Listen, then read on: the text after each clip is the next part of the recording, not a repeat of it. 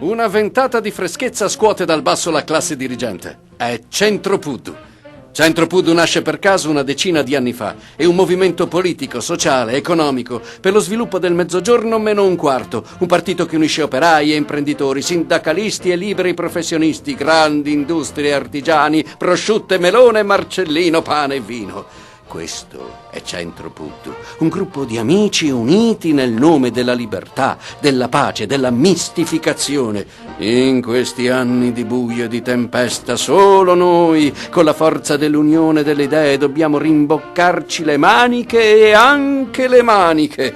La situazione economica del nostro paese rispecchia anni e anni di sperpero burocratico, di clientelismo e di questi due termini messi insieme che fanno figo. Se avrei avuto a disposizione la vostra fiducia molto prima, avessi sicuramente centrato il bersaglio, ma però, come si dice, la strada è ancora lunga.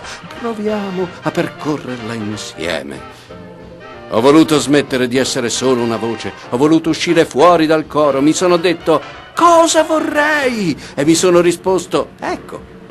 Ho in mente una Sardegna, un'Italia, un'Europa, uniti tutti insieme, tutti. Il mio programma parte da pochi punti fondamentali e si disarticola talmente tanto che a un certo punto... Viso verde.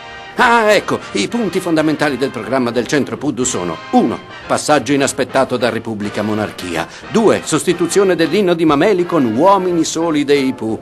2. Creazione di posti di lavoro. Come fare? Ci stiamo pensando. 3. Finanziamenti atti a fare in modo che l'aria condizionata sia disponibile anche per i ceti medio-bassi. 4. Reintroduzione della peste bubbonica. 5. Abolizione del congiuntivo della lingua italiana. 6. Lotta all'inflazione mediante il saccheggio di supermercati. 7. Eliminazione dell'euro e introduzione dei soldi di cioccolato.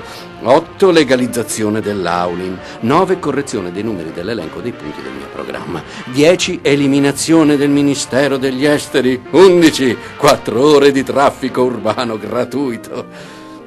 Pensate, il 33% degli italiani non sanno di far parte del 33% degli italiani. Il restante 71% non sa di avere 4 punti percentuali in più. Ma chi cazzo è quel 4% in più? Se mi aiuterete a salire su quella poltrona lo scoprirò io. L'Italia è un paese civile. Proviamo a cambiarlo insieme. Alle prossime elezioni politiche fai come me. Vota Centro Puddu.